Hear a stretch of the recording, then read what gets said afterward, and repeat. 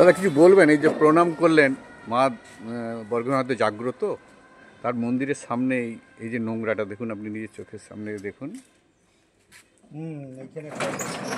কি বলবেন? এটা মানে একজন না ফেলা উচিত নয়, কিন্তু পৌরসভা থেকে অবশ্য পরিষ্কার করে দেয়। হ্যাঁ, হলেও একটা প্রতিনিয়ত পড়ে থাকতে দেখা যাচ্ছে না।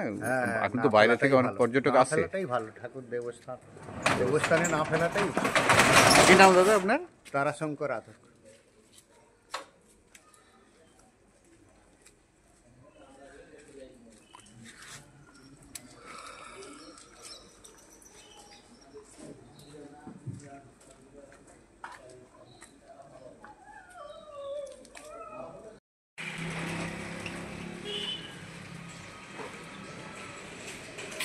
একান্নপীঠের এক পীঠ,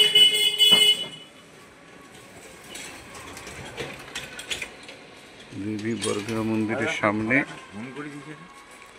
বর্গা মন্দিরের সামনে একেবারে মন্দিরের দোরগড়ায় বলা যেতে পারে যে হারে নোংরা ফেলা হচ্ছে, সেটা খুবই কুরুচিকর একবারে বলাই যেতে পারে।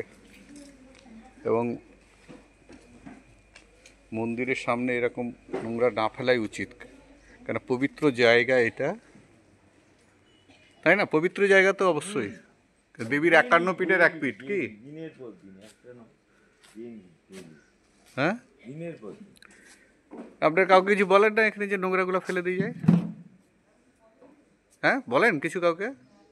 বলে কেউ শুনিনি তো, বলে কি করব, সে ময়লা যে তুলে এরকম বেঞ্চে তুলে এরকম আমার দোকানের সামনে। না, এই তো বাইরে থেকে সব এমনিও ফেলে গেছে দেখে মনে হচ্ছে। ওই তো এই মন্দিরে একটা ডাস্টবিন করা উচিত, হ্যাঁ, পরিষ্কার।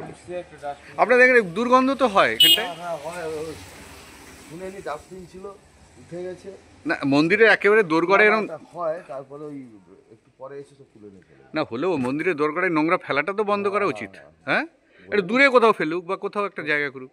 ওইখানে তো হ্যাঁ, ওপাশে করে একটা ডাস্টবিনে প্লাস্টিকটা রাখুক, তাই না? অনেকদিন ধরে না, একটা পবিত্র জায়গা তো এটা, তাই না? বললে শুনেনি। অরুণ, তমলুকের নাগরিক তো, এই যে নোংরা ফেলা মন্দিরে প্রতিদিন দেখা যায়, খুব দুর্গন্ধ ছড়ায়, এটা এটা কিভাবে দেখছিস বলতো? খুব বাজেভাবে দেখছি এটা। মানে মিউনিসিপ্যালিটির আরও বেশি সচেতন হওয়া উচিত।